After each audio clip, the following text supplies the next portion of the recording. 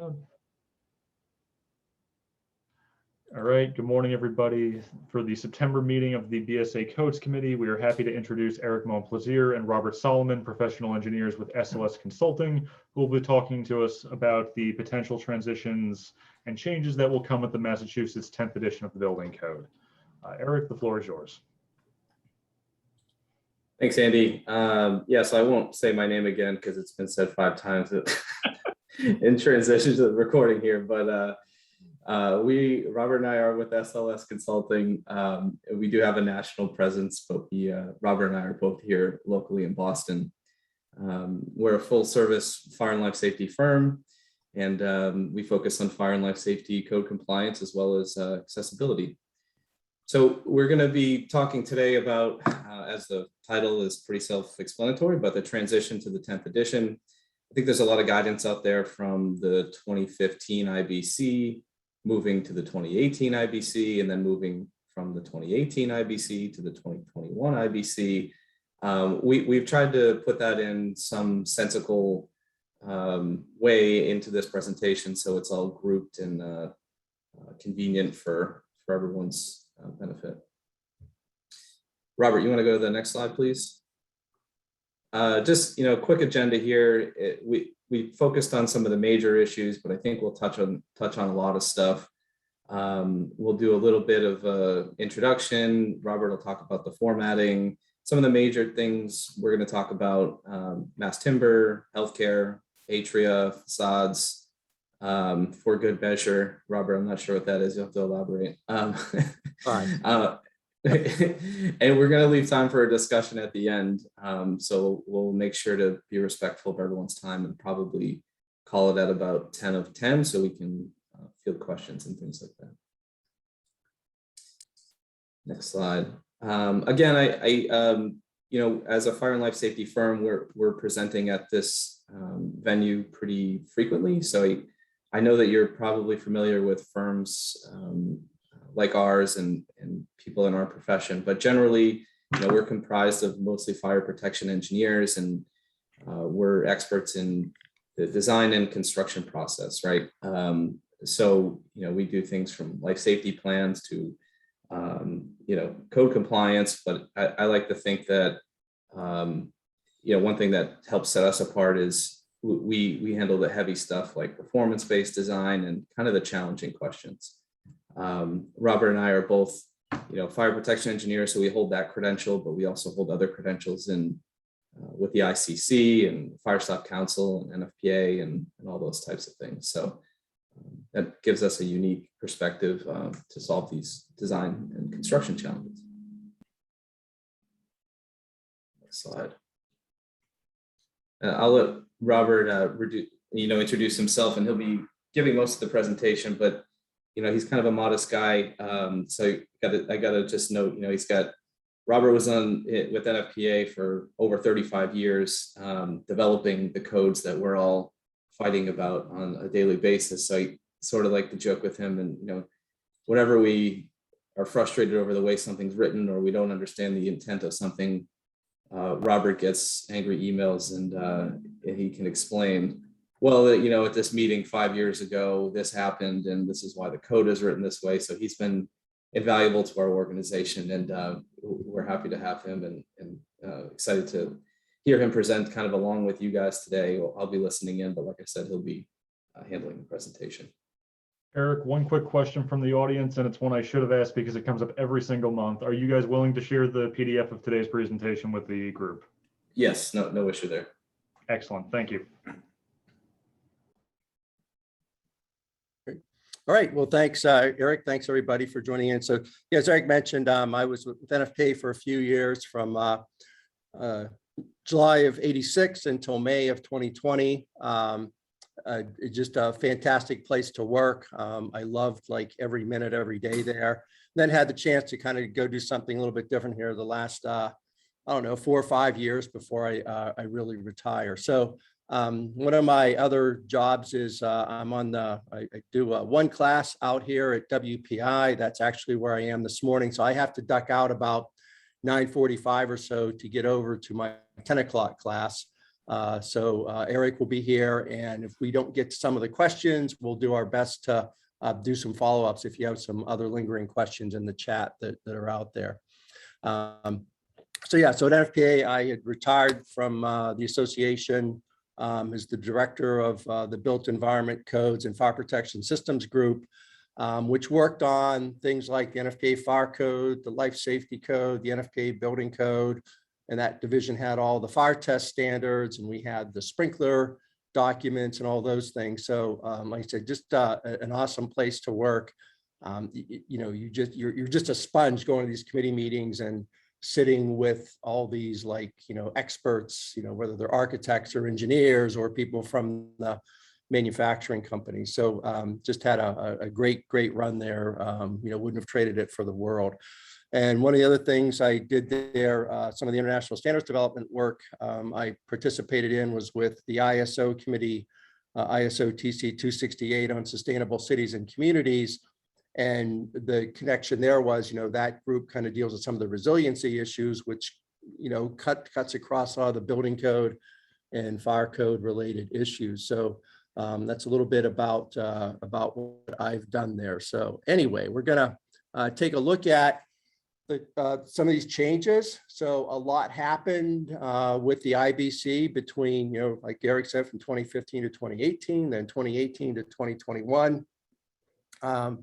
And whenever, you know, this was the same challenge I had at NFPA. Oh, we want a presentation on the major changes to the life safety code. It's like, well, this is what I think the major changes are. And, you know, every once in a while, you'd always get that, well, you didn't talk about this. I think that's a pretty big one. So anyway, this is kind of like our view of what we said in the agenda. There are obviously other things that are going to be coming along. This does not address any potential amendments that the state might make, but we heard some great updates about how that process is going.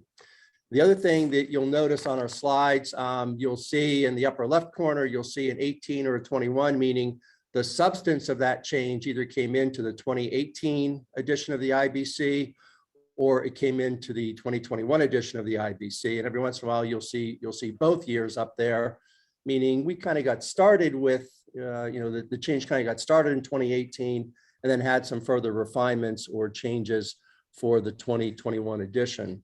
So some of you may or may not know this, but, you know, I just kind of want to go through the things that kind of, where the code changes derive from. And I'll try to mention kind of which one of these 5 categories are out there. So one is, you know, we say provide clarification, right? The code committees sit there and, you know, they're in a, you know, there's 20 of them in a room, or there's, you know, 15 of them up at the dais, and we have all the hearing and back and forth things.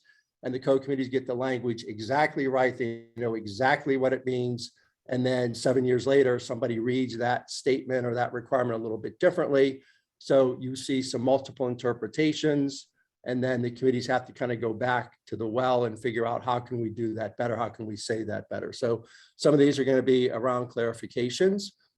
Some of the changes recognize the introduction of some new technologies that are coming along.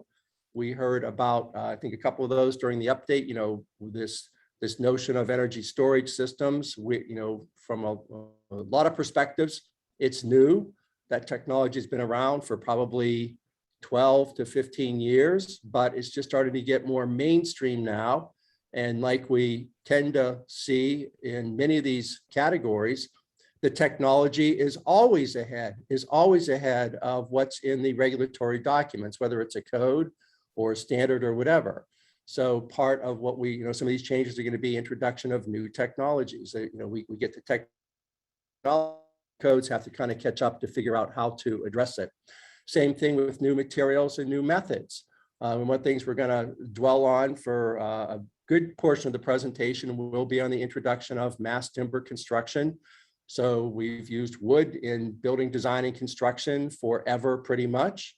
And now we have this new category that's out there, mass timber construction, that's going to allow, you know, use of wood materials up to 18 stories in some circumstances. So, you know, again, a lot of time, effort, research has gone into this, and we'll see how that one works. Other changes then are when the codes have to react to something terrible that happened. And this is the remnants of the Grenfell Tower fire in June of 2017. And that prompted changes to the 2021 edition of the IBC. Again, so we're gonna, I want to touch on that one because I know right after that fire, I was out with the Fire Prevention Code Committee in Milford shortly after that fire, looking at compare and contrast between what the IBC had, what NFPA had, and then how that NFPA 285 fire test standard kind of fit into that. And then we also had some comparison reports that were done a couple of years ago on this pending hazard that had been out there. So we'll touch on that one a little bit. So I think though, the code writers and the states that are adopting the codes, in my view, my 35 years of experience in this world, is the codes are much more proactive now at trying to address these things before they happen. But this happens to be a case where some additional changes were made. And then I think this last category is, it's really kind of how the design community looks at some of these buildings a bit differently. One example, there were some changes brought into the 2015 IBC and then further revisions in 2018 and now 2021, like around the design of long-term care facilities. I've been involved in that area when I was at NFPA, and I always, you go out to a long-term care fire investigation, you felt like you were in a prison, right? You're walking down this double-loaded corridor with concrete cinder block walls, and this is where people live. So again, we've seen societal changes saying like, hey, this is the person's home. Let's make it look like a home. So a lot of these things have been coming along. My role at NFPA, we got a lot of these provisions in the 2012 edition of the NFPA Life Safety Code, and now we've seen this great coordination effort for the IBC to get a little bit parallel there. And again, the IBC's made some additional changes that will, I think that it's relatively minor, I think, for 2018 and 2021. But these are some of the important things that the code writers have a need to consider and to look at. So those are where some of these changes are going to come from. So I think everybody on here should probably recognize this. This is from your, I believe it was called the Durable exhibit that ended in January of 2021 at your facility in Boston. So, those of you that have seen this and read about it, you're looking basically at an upside down version of mass timber, right? So kind of the beam that you see there kind of set up like a bench to sit on. And what your feet would be on would essentially be the ceiling. So if we take that and flip it 180 degrees, that's kind of what this mass timber thing tends to look like. So that's what we're going to be talking about here for a portion of our update this morning. So mass timber construction, again, wood has been used globally everywhere forever.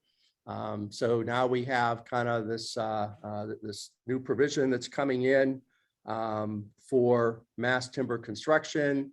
The code predominantly is going to refer to CLT, the cross-laminated timber, and we kind of see the definition kind of squeezed in there between the different photos. But if I start in the upper left corner, that's an office building in Spokane, Washington called the Catalyst. And then upper right-hand corner, that's one DeHaro in San Francisco. That's a 4-story CLT office building. Lower right corner, Rail Yard Flats, Sioux Falls, South Dakota, also a 4-story hybrid. That uses a technology called DLT, dowel laminated timber. And as the name implies, the dowels kind of use a friction fit to keep everything together. And then we'll finish up on the lower left there with the Soto, that's in San Antonio, Texas, a 6-story hybrid, which used a mix of CLT and DLT, as well as glulam. So, these are some of the types of projects we're starting to see in other jurisdictions now, in other states. And my view is, this is coming to a theater near you.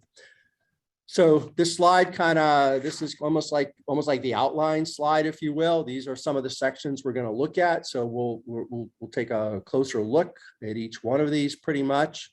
But just kind of gives you an idea of how something like the introduction of the mass timber provisions, it cuts across many different areas of the code, which makes sense, right? We're going to have a definition up in chapter 2. We're going to do something with the height tables, the area tables. We're going to do some things with fire resistance ratings. We're going to, excuse me, provide some enhancements for special inspection. So this is one of those changes that affects and impacts many different areas of the code itself.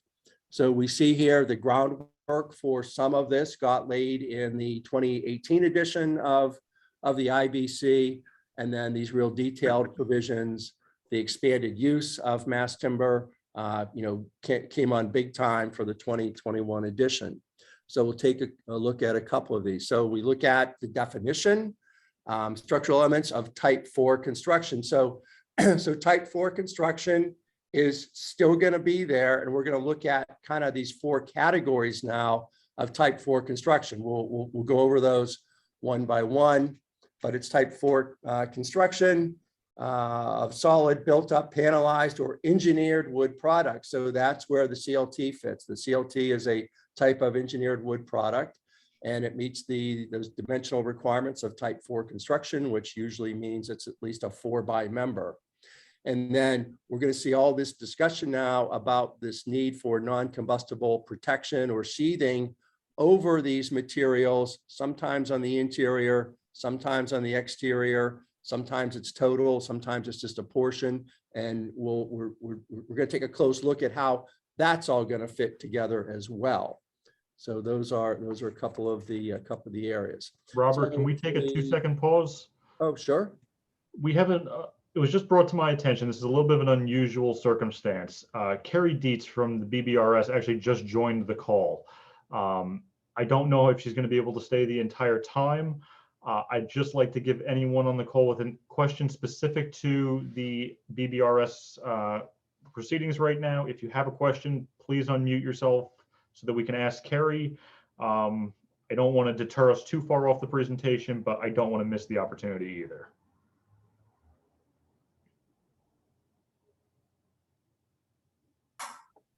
Thank you for that. Yeah, I am on. I'm just joining, so I missed the first part of this. I apologize. Yeah, I'm happy to answer questions, although some questions, some workings of the board are, well, you can ask John Nunnery, confusing to say the least. So have at it.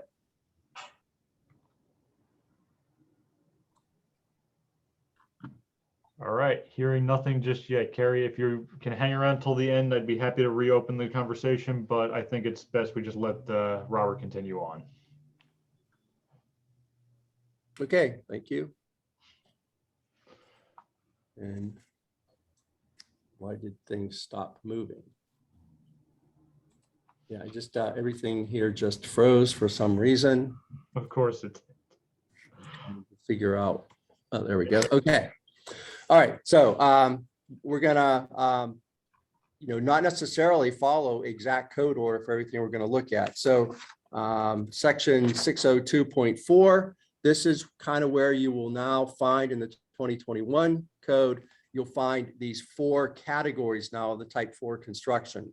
So first category, type 4A, this pretty much requires all of the structural elements to be sheathed, completely protected with something. We're going to talk about those protection measures and how they kind of come out of chapter 7. So the type 4A, think of that as the most conservative type of mass timber construction. And then type 4B allows some exposed wood surfaces. Again, you see the list here. So type 4B is kind of our next to highest, most conservative construction type, if you can say that, for mass timber. The type 4C, you basically can have everything exposed with respect to the mass timber members and the CLT members and things like that, with a couple of exceptions. And then what's now called type 4 HT, type 4 heavy timber, this is basically the traditional type 4 construction that you're used to. So really not a lot of substantive changes there. It's really more or less a change in the terminology. So type 4A, 4B, 4C, those are going to be the ones that you're going to now see added to the height tables, the area tables, and these are the ones that are going to allow some changes with respect to how tall, how high, the floor plate area, and things like that. Each type will also have special requirements for any of the concealed spaces that get introduced and some special provisions around vertical openings and things like that. So we'll cover as many of those items as we can. So the type 4 construction is it's really what you're used to. So again, nothing substantially different there, but we kind of want to look at the type 4 construction overall as this umbrella, and then we're going to have those four subcategories that I just looked at. So this is just another way to highlight some of those provisions. So now if I look at some specifics, we're going to look at each of the new, predominantly the 3 new categories. So I'll look at the type 4A construction, again, my most conservative type.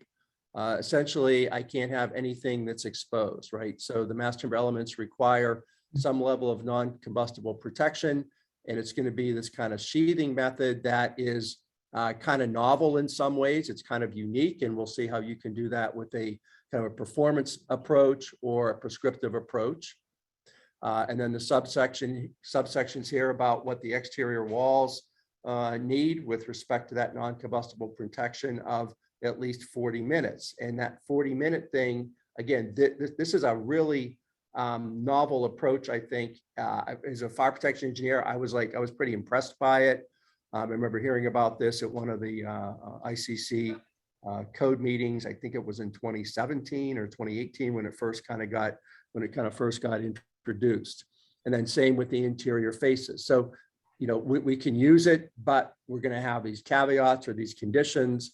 And I'm not going to read each one of these, but this is kind of how the code is going to address it and approach it. But I said, we will go over how those protection measures are going to be introduced and added.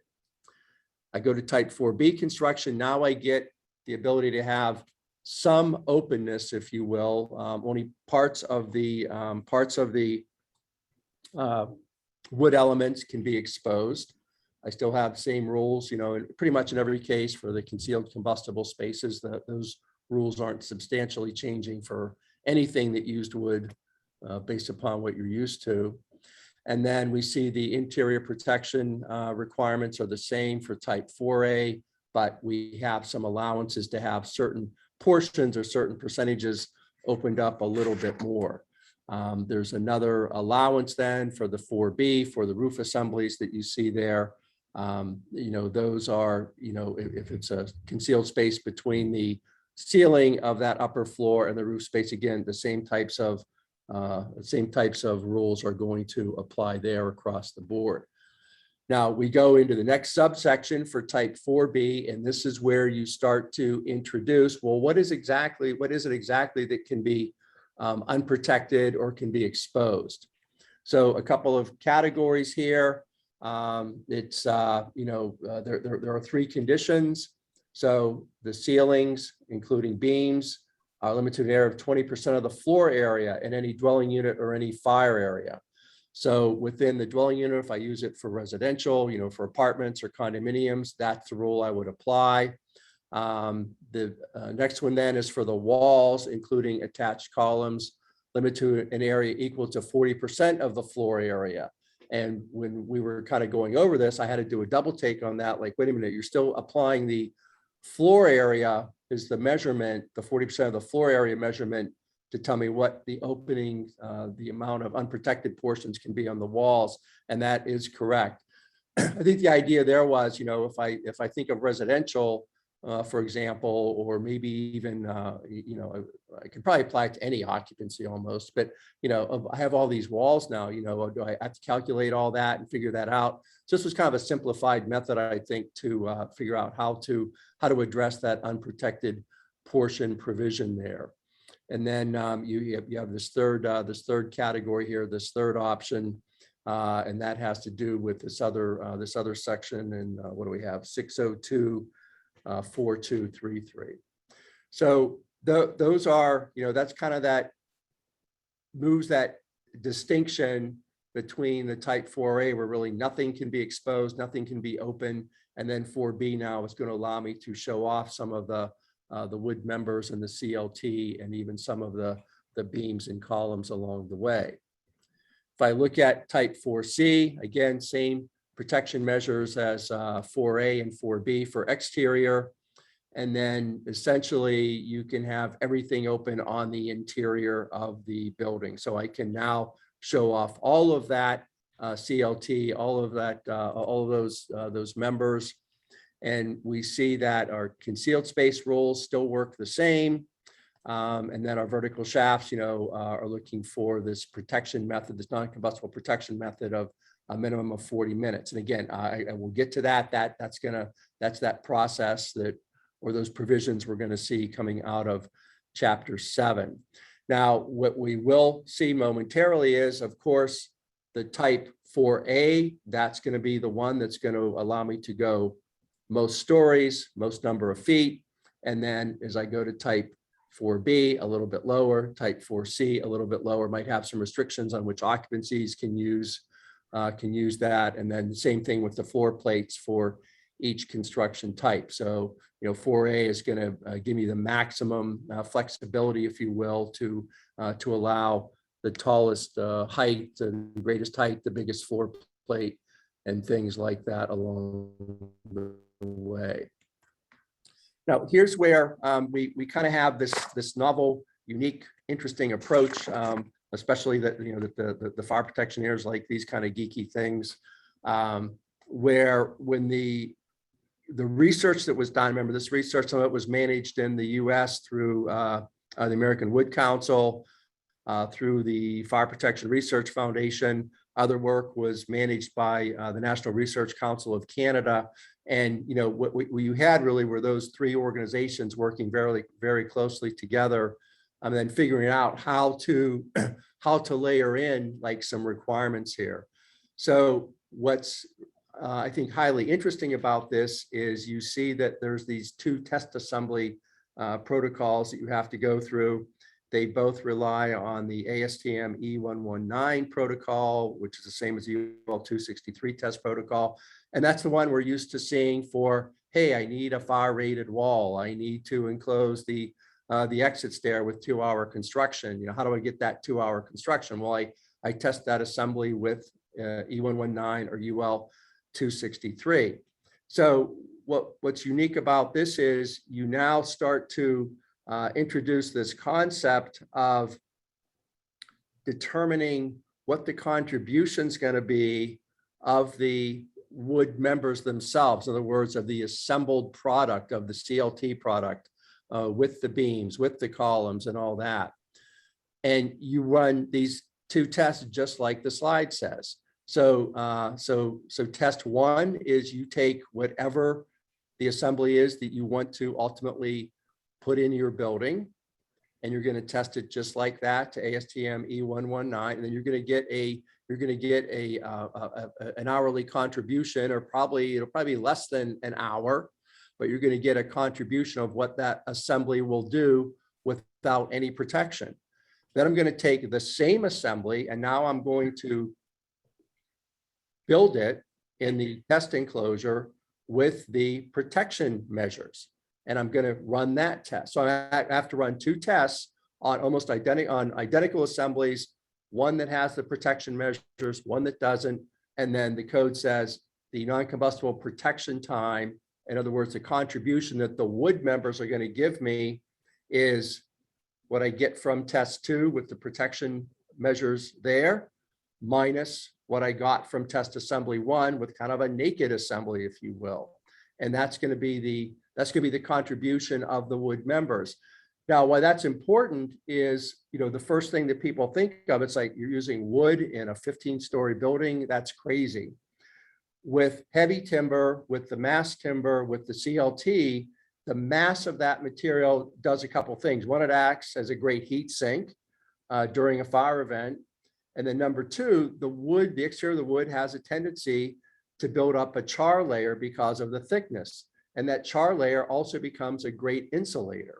And it can be hard to get this stuff to sustain combustion. And if it is burning, it really takes a long time for it to kind of burn through. So this is a pretty conservative approach. And again, I thought that was a pretty unique idea when I first heard about it about 4 years ago, and that's how it ended up in the code. So other things that happened then, I also have this prescriptive approach to get that fire resistance rating for mass timber. And I'm gonna show portions of these two tables from chapter 7. So again, I kind of, like I said, the way this works is I really probably maybe start with those provisions in chapter 6, and then I figure out what it is or how to achieve it or how to accomplish it with what the requirements are going to be in chapter 7 with regard to the prescriptive approach as well. So these are two tables pulled out of the 2021 code. So the first table is the required protection from the non-combustible covering material. And I see in my left column there, kind of what the required fire resistance rating is of the building structural element. And that's still going to come from table 601 and table 705.5. So I see if I have a requirement there, let's say, for example, for the 2-hour requirement, it says minimum protection required from the non-combustible protection measure has to be a minimum of 80 minutes. And then the companion table right below it says what's protection provided by the non-combustible covering material. And right now the code gives me these two choices. And we'll see a quick example here I took from the IBC significant code changes book in a moment. So it just basically says if I put my 1/2-inch type X over it, then that one layer of sheathing is going to be good for 25 minutes. If it's 5/8, that's good for 40 minutes. And the code is going to allow me to make those additive. In other words, if I put 2 layers of 1/2-inch type X over it, the code's going to give me credit now for 50 minutes. So what I end up with is a contribution for this this required protection. I get a contribution from the assembly itself, and now I get a contribution from the sheathing materials that the code tells me I can utilize on top of and around these materials. So again, here's that little diagram from the significant changes book. And if I start with what I see at the top there, fire resistance of wood members and decking, calculated per 722.1 item 4, that's looking at what the national design standard from AWC tells us. So what they're doing with the NDS is they're starting to add in what that contribution is of the wood member assembly itself, of the CLT assembly or the mass timber assembly. So, Robert, can I ask a question here? oh, sure, great. Yes, go ahead. And I was intrigued. This is direct applied gypsum to the timber. Is there a benefit to going on furring channels? Is there a benefit on what? Using furring channels, like resilient channels. Okay. Is there a benefit? I have to go back to my TZ Harmony 10 rules. I think in theory, if you get a small air gap in there, that would probably increase your fire resistance a little bit. But I think I think the mode we're in right now, Drake, is the assembly would probably have to be tested that way. I don't know that they've been tested that way yet, right? But I said I think theoretically, if I get a little bit of an air gap in there, that usually can benefit my my fire resistance rating or enhance it a little bit. So also Robert, we want to eliminate or limit concealed combustible spaces, right? So we don't want to do that for that purpose. Right. Yeah. And again, again, it's going to be depending on the depth of what those channels are. If they're 2-inch, I probably avoid the concealed combustible space rules. But I think right now I'm only aware of kind of these these test protocols, kind of attaching it directly to the member. So, but here, remember, we're new, and what do we just beginning? We said these codes are always going to lag behind the technology or the methods or the material. So that might be something for the 2024, 2027 edition of the IBC that they might have some other options there. So anyway, so I can get that contribution of what the assembly is going to do. Again, that's really going to be derived from the NDS, and a lot of that stuff's going to get reproduced in the IBC. And then in this case, I see here this example they use. They're doing the 2 layers of the type X. And according to what I had back here, 2 layers or 1 layer of type X gives me 40 minutes, according to the second table here. So they're saying if you do 2 layers of type X, that's good for 80 minutes. And then the aggregate is 130 minutes. So if I'm looking for, if I need a 2-hour rated assembly here, then this is how that approach is going to work in chapter 7 of the new code. So again, a pretty novel approach, of a kind of a different way to to go about getting what that provision might be. So a little bit about how we figure out how to define it, the 4 categories, how we kind of get to the point of these these requirements for the sheathing, and helping to achieve or get to the hourly ratings. And then just a couple of things here about the different tables now that also have to change for, as I mentioned, our height table, our area table, fire separation, things like that. We'll just take a quick peek at a couple of these. So I didn't have anything on that one. I think that's just kind of a summary of some of the other things that we looked at. So if I look at the 2 tables that deal with allowable building heights, the only thing that's really done here is you now have 3 new categories added, right? You've got a category for type 4, and then I've got type 4A, type 4B, type 4C. So we haven't changed the physics or the science or anything behind the building height provisions. We have just introduced, the code's just introduced, these 3 new categories. So I think something that maybe catches your eye on the on table 5043 on the left, I see type 4A, and I see for a bunch of different occupancies, I can go as high as 270 feet. So that's a pretty big deal, considering that I think our type 4 heavy timber traditionally has been, usually capped at that 4-story range, 40 feet. Some cases I could go up to 6 stories, maybe 60, 65 feet in height.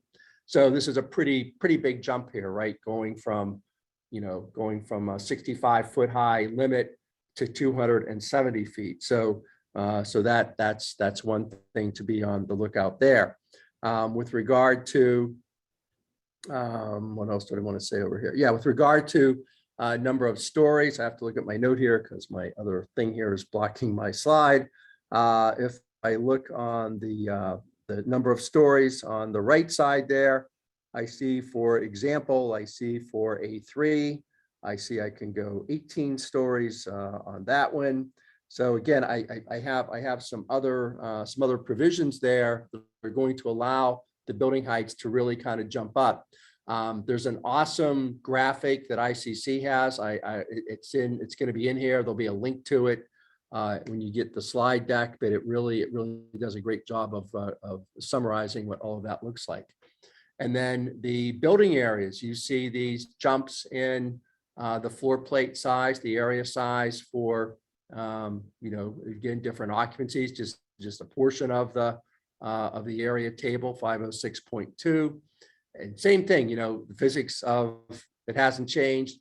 Nothing substantive about the area provisions have changed. It's just, hey, here's 3 new columns, and then here are the limits. If you're sprinklered or unsprinklered, and kind of what the circumstances might be. So just here's a change that's got to happen. Those changes have to happen in chapter 5. So we get the allowance to use, or when we can use, the mass timber construction options for some of these different occupancies. Staying in chapter 6 for a minute, fire resistance requirements then.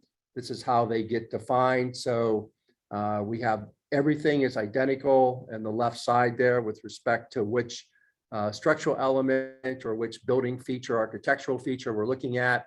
And once again, 3 new columns added just to deal with the 3 new construction types. There are some. There's there's a footnote here. It's footnote A. It's not shown. It's almost like an exception, and that allows some further reductions, if you will, when the members are only supporting a roof structure. So, that would, I presumably would be, if I'm dealing with a single story building that's decided to use the mass timber that has gone out for a large floor plate or large footprint building or structure or something like that. And then our separation table, you see highlighted in blue, you see where the requirements have been added for type 4A, type 4A and type 4B for the 10-foot to 30-foot separation and things like that. One of the things I should have noted on the other tables, there are no changes for the, what's now called type 4HT. So if you use type 4 in the 2015 code, there's no difference in those tables. There's no difference in this table for the type 4 HT.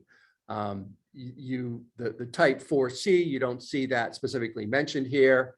And that's because the type 4C is going to essentially be treated for purposes of this table. It will be treated just like the type 4 traditional, what's now called the type 4 HT, the traditional heavy timber. And then it would go into that others category for that you see listed there. So that's, those are some of the, some of the changes. The provisions, I think, around mass timber, I think it's huge. We talk about some of those drivers for change. Here clearly this is introduction of new materials, new methods, right? I mean, wood's not new, but the methods and the design and what we do and allowing it to go higher, that clearly is new. You might look at that also as a societal thing. Those of you that follow things like the UN Sustainable Development Goals, those are provisions that talk about, being wiser with use of resources and things like that. So there's been I think, a fair push to utilize more wood construction because of the sustainable qualities of wood. And, you get into, I'm not going to debate about how much is it, what is it like, what are the implications of making steel and making concrete and all those things. But I think, you could also put it in that category as well, that there's a societal desire to, use these resources a bit more wisely. So I think it's kind of an interesting concept that kind of floats around here. So this is that one graphic I mentioned, and this one slide probably summarizes everything that I just spent about 12 slides or 15 slides discussing. But this is from it's what ICC calls technical notes. This is from August of 2020, and this really gives you a great snapshot of the distinction between the 4 types of the 4 types of the new type 4 construction. So again, as I mentioned, the 4A, that's kind of our most conservative. It has the most layers of protection and what can be exposed and not exposed. So that's kind of where I get this maximum 18-story, 270-foot high allowance that the code's now going to allow. The 4B then allows some more things to be not covered, not sheathed over, and that's going to get typically capped at 12 stories, 180 feet, and then type 4C, 9 stories, 85 feet. And then our traditional, what we had considered kind of the mass timber, what I'll call the legacy mass timber, gets capped at that 6-story, limit there along the way. So again, just a great graphic. And again, the link should work whenever you get the PDF of the deck here. Robert, could you go back to that slide for a second? We have a question from the audience and I have one myself. Oh, sure. I'm a little confused. I did the math real fast. Okay. 4A, B, and HT all suggest a ceiling height roughly in the neighborhood of about 14, 15 feet. But then you get to C and it's 85 feet, just like heavy timber. but now it's 9 stories compared to 6. That would be an average of about 9.5, not even 9.5 feet. Is that height accurate? That seems really tight. Yeah. I'm pretty sure it is. Like I said, I'll go back and double check that, but I know when I was going through it, I think I did the math, and you're right. There are many similarities, between the, I think, between the 4C and then the HT. I think one of the differences is predominantly going to be, I think, on the area on the floor plate. But yeah, I can go back and I can double check the ICC work on that, but I think that is correct. It just struck me as odd that all of these seem to be based around that 14, 15 foot ceiling height module, and then this one suddenly cuts off 5 feet. Yeah. Okay. The other question from the audience, Carrie is asking about implications for podium construction. I don't have that answer off the top of my head. There's nothing different about that. I mean, what I recall is, these limits are the limits. In other words, if you're talking about, I'm going to do like the first story, all fire resistive or non-combustible construction, then put something on top of it. Yep. My recollection is that, for example, if I do podium construction with type 4B, the top of that building can't be any more than 180 feet. And again, it would be limited to that 12-story limit. So there's no more of this, hey, I kind of get a gimme with the podium, and now I'm going to do 12 stories on top of the podium. The way I read the code is that it's a 12-story cap, no matter what I'm doing at the grade level. Hey, Robert, just chiming in here. I think it's still the height cap. The height in feet can't be exceeded, but the height in stories can be. Section 510.2 in the 2021 IBC, which is the horizontal building separation podium provision, was amended to include type 4. Awesome. So I think, like I said, I think it's a height restriction, but the story restriction can be, the story limit on base type 4 can be increased with the podium. Okay, yeah. So as long as I don't go over the Right. overall height. Okay, yep, makes sense. Great. All right. So this is a tweet. Mark Lamster is the architectural critic for the Dallas Morning News, and I thought this was an interesting thing. This was in one of the Council on Tall Building and Urban Habitat publications. I think it was actually last fall, but this is a tweet he put out in August of 2019, and I thought it was, it was pretty interesting. It was pretty striking. We want to do these new things, but here's this case where the code officials are reluctant to do it because it's not in the code yet. And I think we all sympathize with that. We all understand that. This is one of those things. Sometimes you have a jurisdiction that wants to be first. Other times, other people want to kind of wait and see. So it seemed to be, it was a wait and see attitude in Dallas. So, that was a pretty interesting, item he put out here.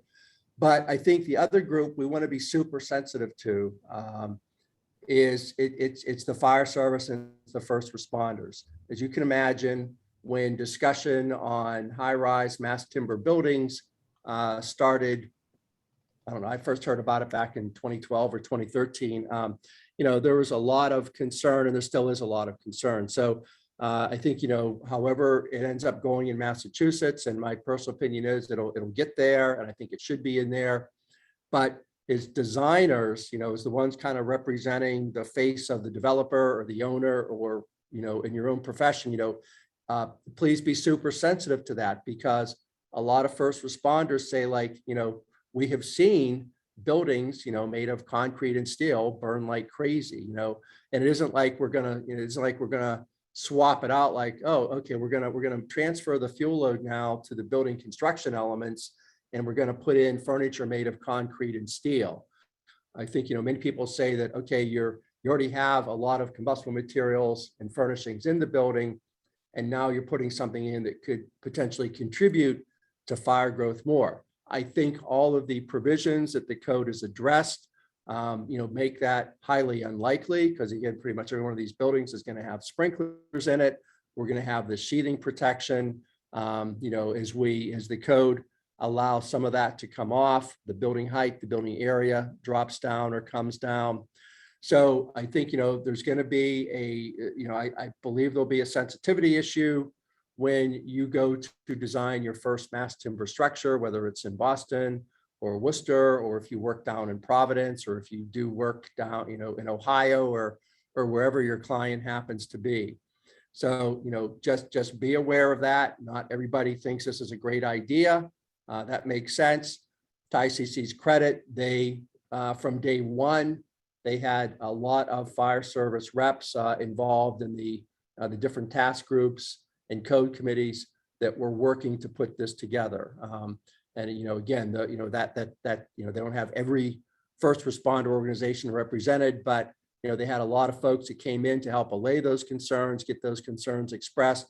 And I think some of these things like the way the fire resistance rating is calculated with the 2 assembly tests, how the sheathing has to be provided, how the code provides a performance allowance, a prescriptive allowance to do that. It should help allay it, but, you know, I would just put that out there as a word of caution. You know, my previous job and even this job, when this topic comes up, you kind of get to like, I don't know if this is a good idea or not, but, you know, it's there. Let's see how it goes. So. Then a couple other things. Well, again, the deck will have links. There's a great publication co-published by the American Wood Council and ICC.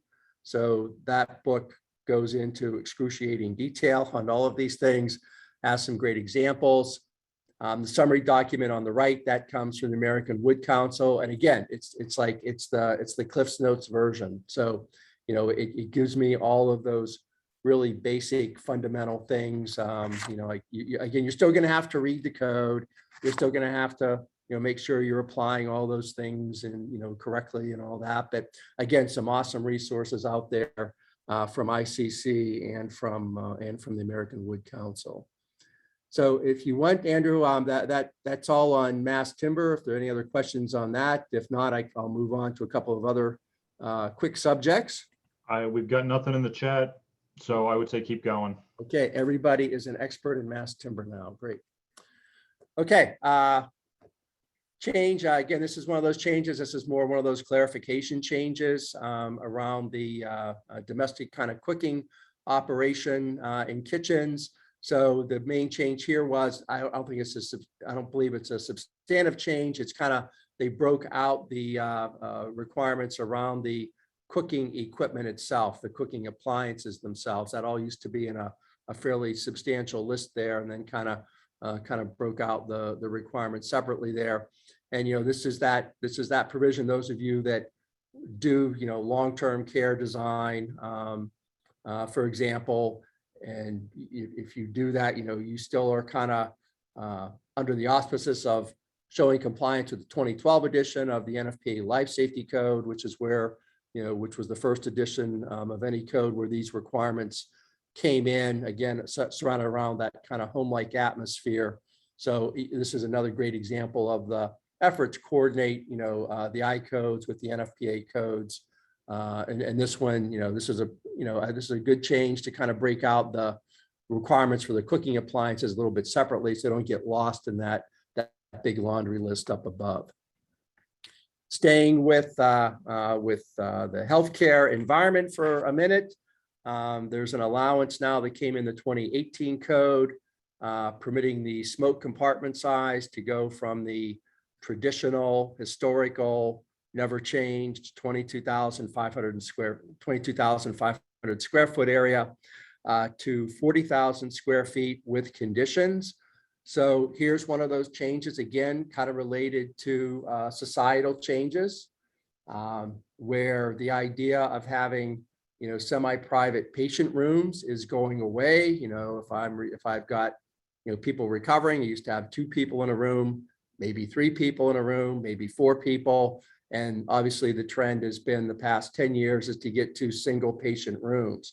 So you get that permission to go up to 40,000 square feet for the smoke compartment, as long as and again, this would be applicable to acute care facilities, to hospitals, single patient room design. The suite provisions still have to comply with the special requirements back in Chapter 4, and then travel distance from any point within the smoke compartment to an exit can't be over 200 feet. So again, recognition of this is how healthcare is being delivered. This is how the medical community wants hospitals to be designed.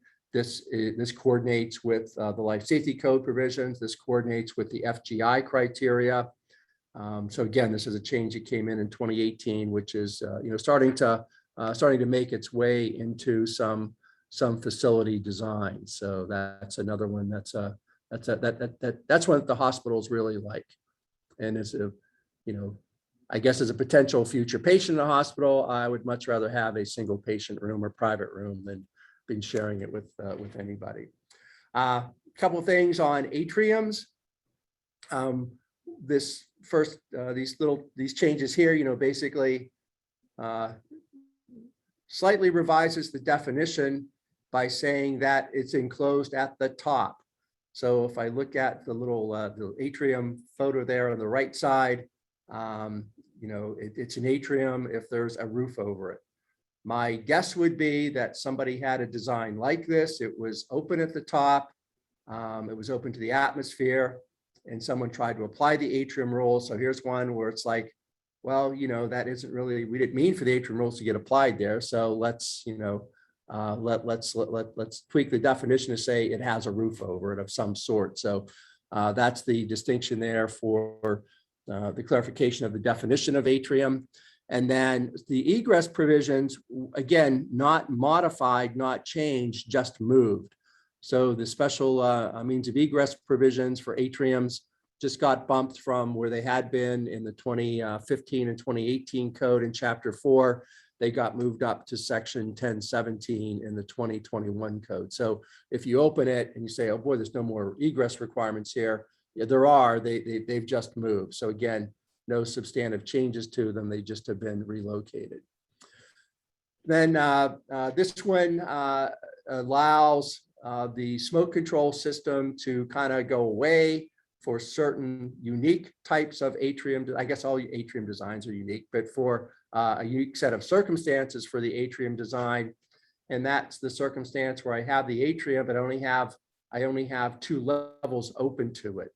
So, where I kind of show the horizontal yellow line going across and the vertical red lines, I would have to have those 2 lower levels separated from that space. And then if I have that configuration, I'm allowed to eliminate the smoke control system from that type of atrium configuration. So I presumably would have to follow the separation requirements or separation rules using, if I wanted to have people be able to see into the atrium for those upper floors, I'd use the glass wall provisions, the closely spaced sprinklers, or something something like that along the way. So just another a design apparently that's a bit more popular with respect to atrium design. I wanted to spend just a minute or two on this one, on the exterior wall provisions. This is one that kind of surprised me because I don't believe there's any mention of it in the significant changes book that ICC put out. So, for 30 years, 40 years, probably close to 40 years, we've started to put things on the outside of walls, in particular these high-rise buildings, where they had always been, they've just been all non-combustible exterior walls. And then we're trying to deal with energy efficiency. We're trying to deal with moisture protection, sun protection, all these other things. And we start adding in, assemblies on the outside that introduce some combustible material. So here we kind of have, the fire safety goals and objectives of what the building code is looking for, kind of butting up against what the energy code provisions of the building code and the energy code are looking for. So all of a sudden we've inadvertently, but with eyes wide open, we've introduced this other potential fire hazard out here. So the question is, how do we go about determining what that, how to protect against that? And some of you may have seen some of these pictures or slides before. So this is an office building in Brooklyn, New York in 2007 with an EFIS type finish on the outside. This was a casino and hotel that was under construction in New Jersey in 2007 that had an exterior facade with combustible materials in it. This was the Monte Carlo Hotel in 2008 that obviously had some stuff that burned on the outside. So we'd been traditionally used to seeing these types of walls just being, some kind of concrete or metal finish or something that wouldn't burn. But our energy provisions kind of said, hey, we need to have some other things here to figure out. This is the CCTV building in Beijing in 2009. This is the one that housed the Mandarin Oriental. The TVCC building. CCTV is in the foreground. TVCC is in the background, but this is the one that housed the Mandarin Oriental Hotel. And then there were 6 floors of kind of media rooms and newsrooms and things like that. The building was about 6 months from being occupied. The loss in 2009 was about, I think, 900 million US. So, this was a fire that got a lot of people's attention. And this one had this.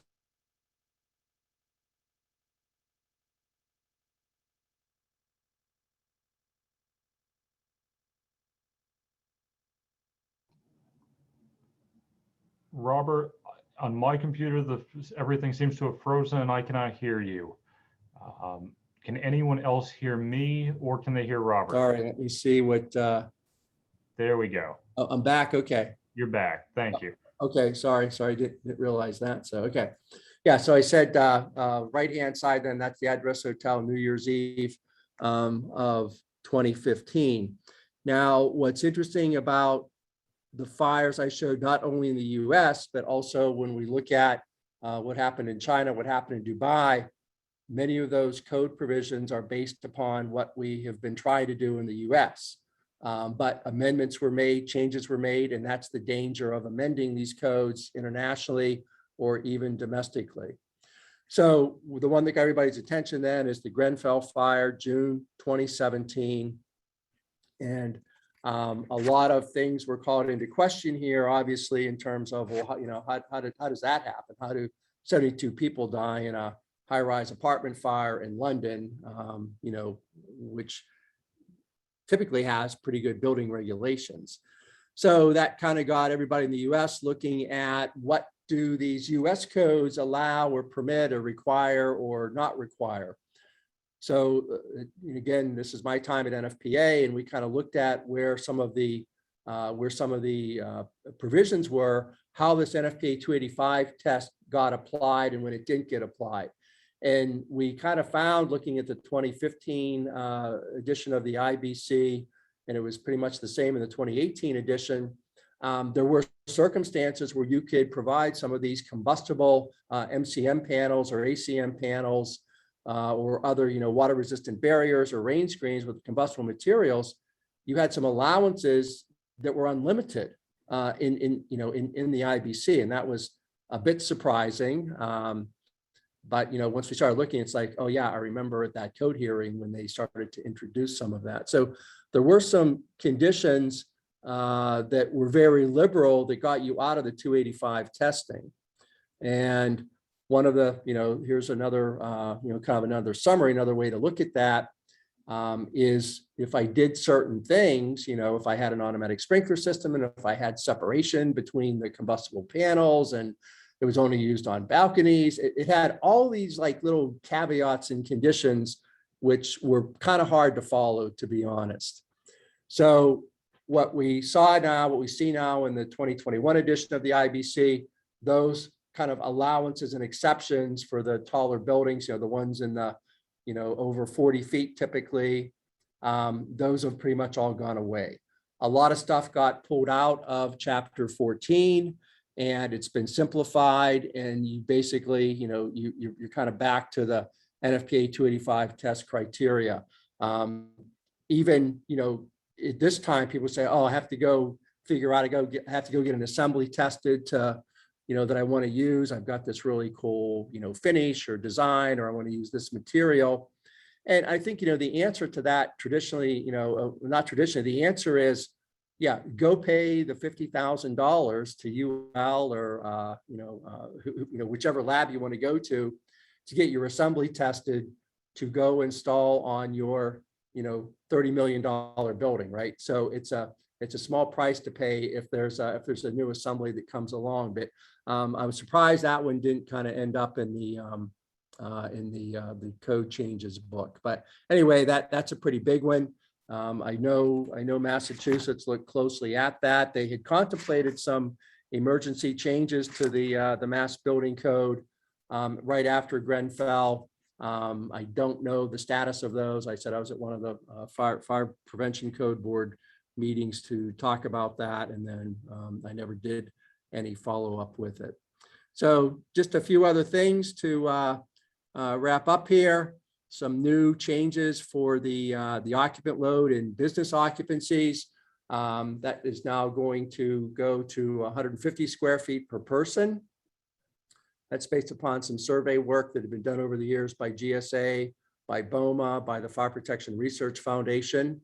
And then a new category has been added for concentrated business use. If you do a job for Amazon and you're working in one of their call centers, for example, there's a recognition there that you're going to have a lot of people kind of in a relatively small area. So we've got that change. This is one that was mentioned early on in the update from BBRS about what to do with some of these new things. So the 2021 code has introduced or added energy storage systems into the group F1 category. Wastewater treatment plants have been also added into that list as well. So there are, like we said, there are provisions now in the fire code to deal with energy storage systems. We have the standalone systems maybe that utility might operate, but remember, these things are also going into buildings. These are going into high-rise office buildings. These are going into healthcare facilities, hospitals. They're going into hotels. So the whole issue of energy storage is a huge one, important one for energy conservation and management and things like that. But I pay particular close attention to any buildings where you're going to be seeing ESS kind of coming online. And then a new provision here for self-storage facilities, requirements for building fire alarm systems. The rooftop bars are super popular. So again, just a code clarification that says, you don't have to count them as a story as long as they don't have a roof over them. So if they're open, like we see in the picture here, they're not counted as a story, nor as part of the building height. So if you're designing one for new construction, or you're doing maybe a renovation or a conversion, that's another rule that came in the 2018 code, and then again got a bit more of just a clarification for 2021. Here's an interesting one for integrated systems testing. This came in the 2018 code, and this isn't really the responsibility of the architect, but I think it is the responsibility of the architect right up front, right at the beginning, to tell everybody in the design team to plan for this. The integrated testing, as the name implies, it's not acceptance testing, it's not commissioning, it's that, basically I describe, we're putting the whole orchestra together. We're going to see what happens when we activate the building fire alarm pull station. We're going to make sure that the horns and strobes work. We're going to make sure that we transmit the signal to the fire department. We are going to, we're going to make sure that the smoke control system activates, and then, or the stair pressurization activates, or whatever other feature. So it's not just, hey, pull the pull station. Oh yeah, I hear the horns, I see the strobes, I'm good to go. We're going to see how everything works together. We're going to go test a smoke detector in the elevator lobby and make sure that, again, fire alarm system activates and the elevator goes into phase 1 recall. We're going to repeat that test, and we're going to dump primary building power to make sure the generator comes on. So integrated testing is very involved. Again, it's in the 2018 building code. It's in the fire code. and it takes time. So there's going to be a time component you're going to want to build into your schedule. Again, the architect will not have to develop the integrated testing plan, but again, you want to put that on the table right at the beginning, because you got to make sure that that time's built in. A large complex building, the integrated testing protocol might take 2 days, might take 4 days, and that's if everything goes the way it's supposed to. So that's another one that's pretty big. Robert, there's a small conversation happening in the chat. I'd just like you to jump in. It's not specific to the integrated fire protection. It is plumbing related though. Sarah had mentioned that she thought the IBC 2021 improves clarity for group gender neutral restrooms. I know that the IPC would make moves in that direction. I don't know that the primary building code necessarily does. And as Carrie Dietz points out, obviously Massachusetts does not adopt the International Plumbing Code. But with that said, there are people on the call that practice in multiple states and jurisdictions. So I think it's fair to have a brief conversation about that if it's relevant. Yeah. So what I'm going to do is, Eric, can you take control, because it's time for me to head over to the classroom? Yeah, All right. sounds good. Thank Yeah. you, Robert. We appreciate your time. Okay. Yeah. So I had a couple more things. If Eric, he doesn't have to finish them, but like I said, these other changes are relatively minor. So if you're on a discussion about some of the gender neutral stuff, that'd be awesome. So I'm going to stop sharing, Eric, and then we'll make sure that you can pick this up. Sounds good. Thanks, Robert. All right. Okay, everyone. Thank you for the time. Thanks, Robert. Take care. All right, Eric, are you popping up a slideshow or are we just having a conversation? I will in just one sec here, and then I'll touch on that. No problem. As you get that set up, I will make another announcement. Because questions are starting to come in about continuing education credits. I just posted in the chat a link to the Google form once again. If you're an AIA member, please give us your name and membership number. If you are not an AIA member but would like credit, please give us just your name and email.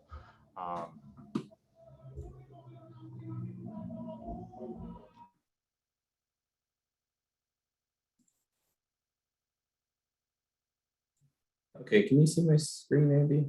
I can, yes. Okay, yeah, on the gender neutral stuff, there has been some changes in the Mass Plumbing Code recently, and it's not really as a result of the 10th edition, since we're talking about IBC, as Carrie noted, versus Plumbing Code. Yeah, I can follow up. We don't have any slides on that, but there has been some clarification on that. So I guess I can follow up with the person who had asked that question probably more directly. Sure, that was Sarah Elsa Beach. Okay. Yeah, I guess to that point too, I think our contact information is distributed, Andy, in some way, so that the participants here can get in touch with us. Is that fair? I would think so. I'm not sure how that gets distributed in the end, but if need be, I can certainly be liaison to get her contact information to you. Okay, great. Yeah, so I think we're just about wrapping up here. There was just a couple other minor things that we were going to talk about here. A new smoke-proof enclosure compliance method that can utilize a vestibule and different pressure differentials, it being 0.05 instead of 0.1. The new prohibited use of terminated stops, which are traditionally used for to prevent carts and use group I from catching on the doors. They're now explicitly prohibited. And I think that was, like I said, that Robert did a great job, I think, of getting through all the content, because there was a couple things left over on NFPA 13R and things like that. But I think we really hit on the stuff we wanted to and what probably would resonate with this group. So I think with that, I'll wrap and take comments and questions. And like I said, if we need to follow up, we'll figure out a way to get our contact information to you. All right, sounds good. Thank you, Eric. We appreciate you and Robert taking the time to meet with us this morning. If anybody has questions, we're down to the last 5 minutes officially on the meeting schedule. If you want to unmute yourself, I have no objection to that, as long as we're not talking over each other.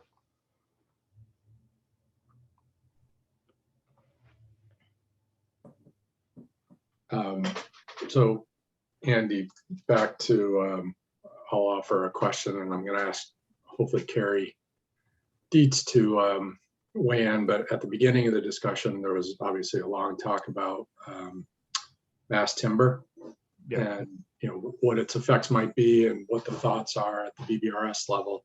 Carrie, I had noted that certainly Rich Crowley as the chairman is absolutely interested in this, and it was my reading of the board that the board is interested in doing it and including it.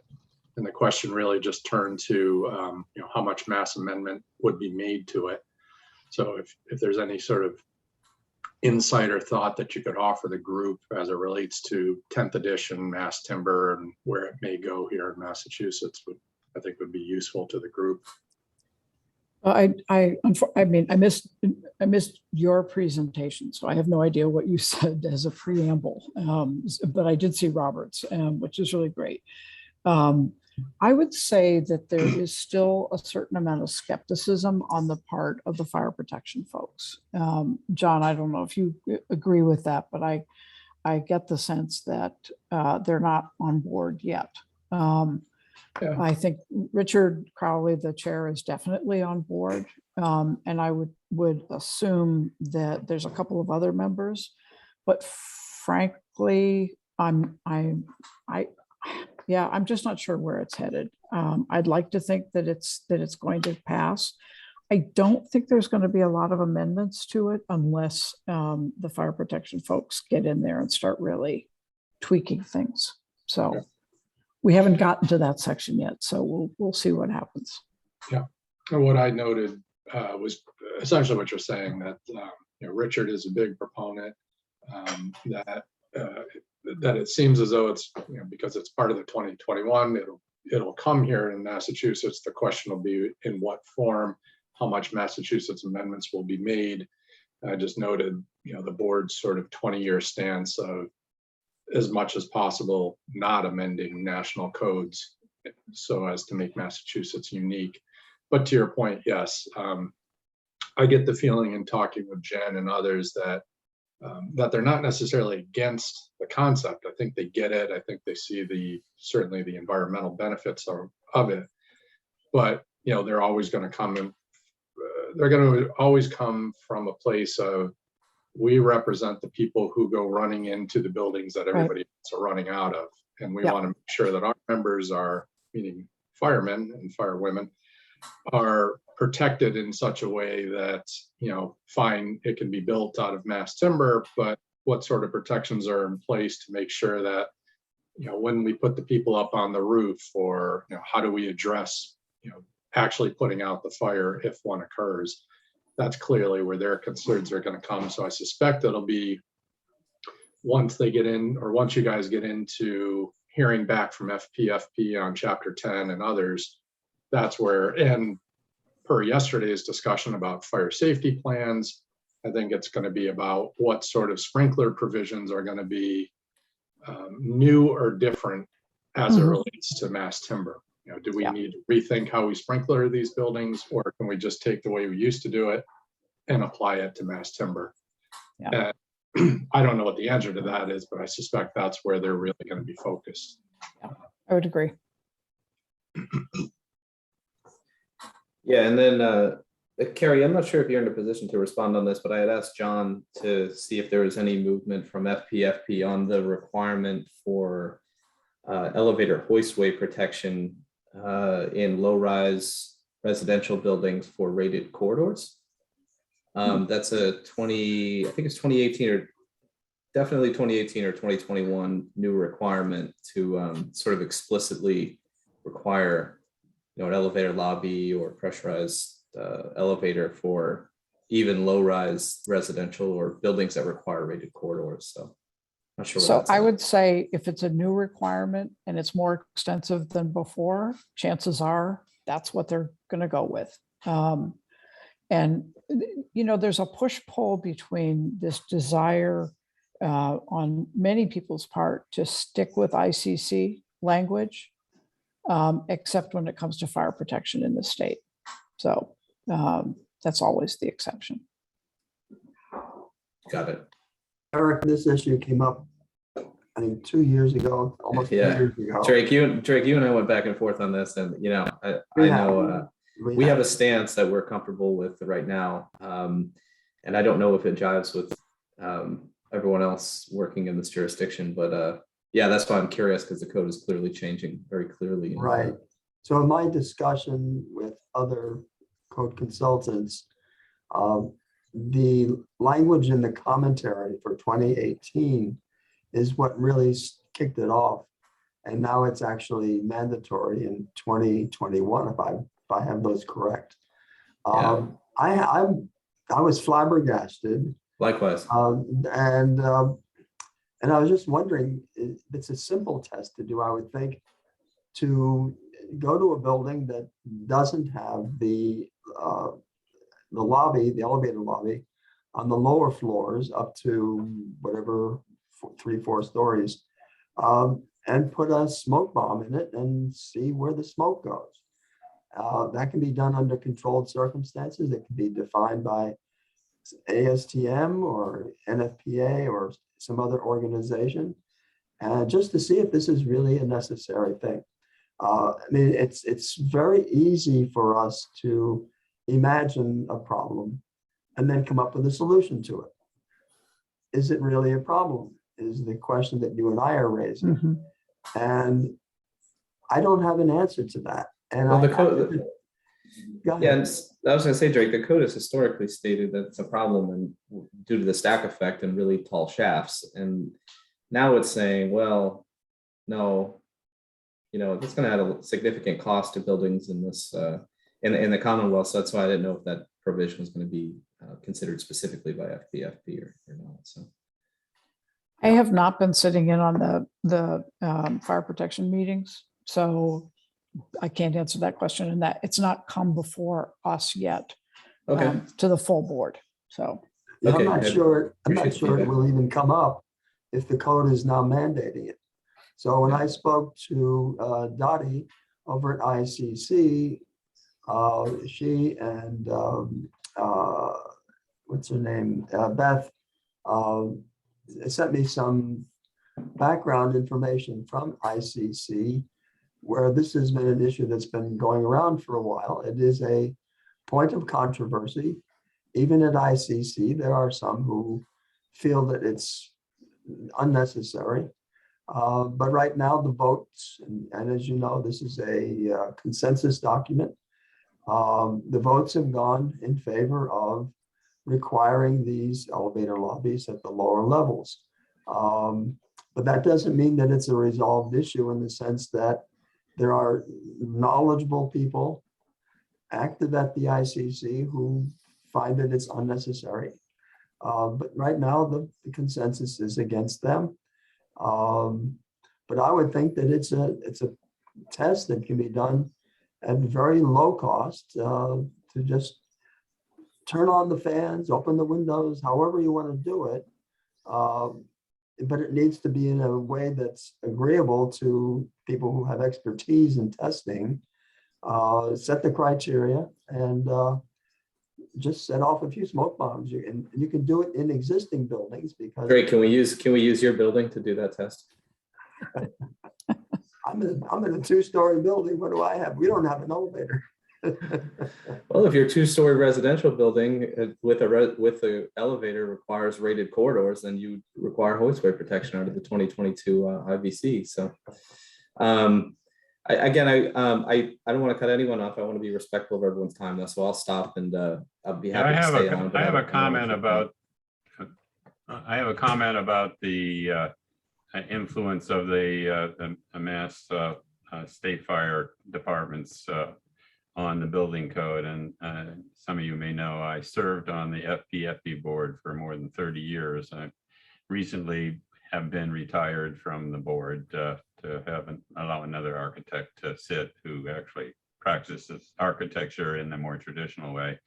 But that board, I've been the lone voice in opposition to a number of the requirements that FPFP, the fire department and the local fire departments force through the FPFP board into the code. Not the least of which is essentially ignoring the whole concept of fire area that is a basic element of the building code as far as the fire protection systems requirements. It doesn't exist. And I preached that the entire time I was there and nobody cared. We're just trying to figure out a way to get more fire protection systems into buildings and cut down on the code allowances that would allow you to subdivide buildings into separate fire areas and treat them as separate buildings, et cetera. So until such time as we can get some control over that and recognize that the national standard really can and should apply to us as well, I don't know how we're ever going to come up with a state code that doesn't have huge numbers of amendments in it. It's inertia, Walter, inertia. Fire services, if it ain't broke to them, why change it? Well, and the way that the board was set up, and I'm actually not even sure who the registered architect is on the board now, but if they have a voice, I hope they keep using it, because it has to get beyond the FPFE board to the main board to say, hey, this is crazy to take out some really essential parts of the building code just for the notion that some quick thinking designer or building owner is going to come up with some convoluted solution of subdivision to avoid having to sprinkler a building.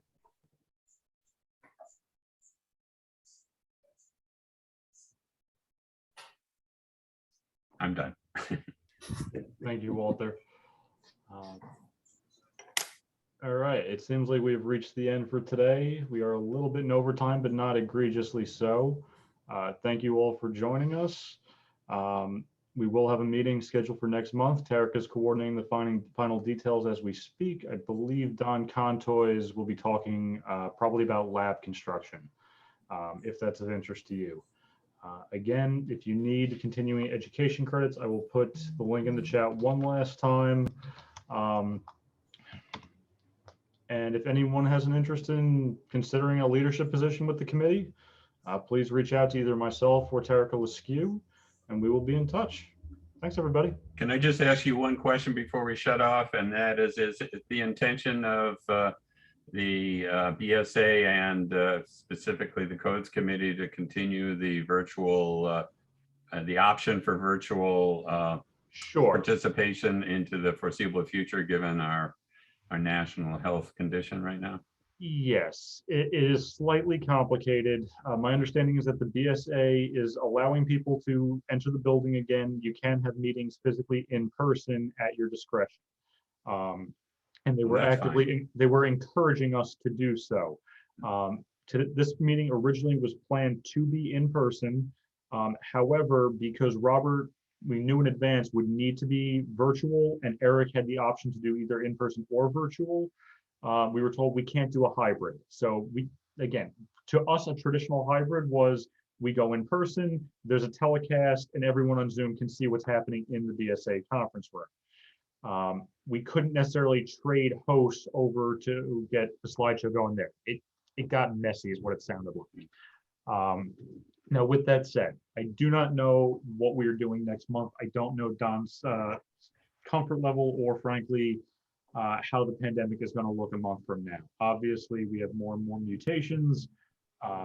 Gathering indoors is permissible if everyone is vaccinated, which at least Massachusetts is doing well on that front. But again, I completely understand people that are trying to reduce their overall exposure. I have a newborn at home. I'm not eager to go back to being in person. I'm not going to lie. I can probably reassure you that even if we have in-person meetings, we will continue to do the telecast, just like we were before. I think that has been overly successful. I'm even going to float the idea of maybe we try to go down to quarterly in-person meetings, and then everything in between happens to be the virtual only. Because not all of us live or work right around the Boston area. So there is. Andrew, could you clarify for everybody what that hybrid meeting is compared to what we were doing before the pandemic, where we had Yeah, remote participation? Sure. My understanding from the BSA's perspective is if somebody wanted to run a slideshow, if they're physically in the BSA conference room, they can do that. If there's a second speaker that's off-site somewhere, we can't hand over control and then have the people in the BSA classroom necessarily seeing what's on the secondary slideshow. Again, I feel like it's splitting hairs. You could theoretically have somebody running the slideshow on site and then just have somebody talking off site. I don't think it's really as complicated as they're making it sound, but a little above my pay grade. Should we ask the membership to contact the BSA and vote, basically state their preference? I personally, I have no objection. I think for a streamlining sense, and rather than overwhelming their emails, if you or anyone else wants to send an email over to Tarek or I, we can consolidate those opinions into one message and then forward that on to Susan and Eric. I think that would be a little more palatable to them. I'll offer you this, Andy, that at the Government Affairs Committee, which obviously is not a committee of the BSA, it's a committee of AA Massachusetts, but we have no intention of going back to in-person regardless. What we have found is that by doing it virtually, not only did we increase our membership, but by going full virtual, it solves that problem that we used to run into, which is when you have a group of people sitting in a conference room and everyone else are zooming in, the people that are zooming in, all they're looking at is a group of people sitting around a table that they can barely hear. Maybe they can see the presentation, maybe they can't. So we just decided, regardless, we're going to stay completely virtual because it's just evens the play field for everybody and eliminates, as you said, the requirement for the vast majority of us do not live, 5 minutes from the BSA's office, and to get in for 8 o'clock or 8:30 in the morning, and the indignity of $40 worth of parking. Yep. It's just not worth it. We find it's just this is a better fit for us at least. So I think you make a lot of valid points there, especially when it comes to attendance for this committee. I think our worst meeting for attendance in this pandemic was still 15, 20 people. We've had some that went into the 80s. Susan told me today we had 55 registered. By my count, we peaked at 49. That's still a very healthy number, and we've been averaging at least 35, 40 every month. We can't get that in person. It just doesn't happen. Exactly. Which is, if you're going to offer your comments back to the BSA as a reason to not want to have to be forced into in-person meetings, or as you've suggested, maybe you do a quarterly or something, but I think that's a very valid reason to say, look, we moved virtually and we increased our membership. People were able to attend on their schedule. They didn't have to drive in. They didn't have to do all these things. And we think it would be a detriment, quite frankly, to force people to have to come in or to watch a presentation that they can't quite fully participate in, which is what you can do via Zoom or Microsoft meetings. Andrew, one last thing. The last I recall that the Codes Committee had attendance of over 80 people in person was when we were at State Street and our meetings were in the afternoon at, I think, 5 o'clock. So I've been on the committee since 2003. I've gone to a few meetings. I think the Zoom has been the most beneficial of all. I appreciate you pointing that out because that's all before my time. I've never known the BSA anywhere other than its present location since I moved up here. But I think it's also very interesting that even though they put up the paywall to non-members, which continues to be a point of frustration and ongoing debate amongst various BSA committees, our attendance has remained incredibly high despite that. I think that's a testament that we're putting on good quality presentations. We're having experts coming in and people are appreciative of the content that we're providing. Yeah, I'm especially appreciative of our presenters. Eric has presented, he just sort of walked into the meeting one day and he said, Drake, I'd like to do a presentation. And the next year, Eric has started, and he's been a tremendous asset to our efforts. I'd like to twist Walter's arm Thanks, to Rick. have him do a presentation, but he's managed to avoid me for all these years. Yeah, no, I just, I think I forgotten who I took over for as the chair of the codes committee back in, probably it was 1986. And of Herb, course, then Vern took over for me and then carried the committee to new didn't you, heights. didn't you take over for Herb Eisenberg? I might, yeah, that's right. I bet I did. Eisenberg. Thank you. Somebody who's been around as long as I have. That's exactly who I took. I remember having some of our. meetings in Legendary his Herb office. Eisenberg, yes. Yeah, we had some meetings in his office over on Washington Street. So Yeah. that's a long time ago. Well, I think this was a wonderful presentation today, and you know, you can't help but thinking that you need to do like sort of 3 in a row in a series of you know, every other week or something to delve in even more into what'll be our new codes. I don't know. I'm thinking to myself that this may be the last of the ICC codes that I'm going to have to you know, get to know really well. Fortunately, there's consistency from year to year to year to year in most of the sections of the code, so I think we'll all get it down pretty good pretty soon. But the process of because all of us have people relying on us to know the codes and to advise them on the best way to make sure they comply. It is so important that we do in fact know them. And Eric, I really do want to commend you and Robert today. When you sent me the topic for today, and it was about the transitions to the 10th edition, and we don't have a published 10th edition yet, I was really curious how we were going to make this jump.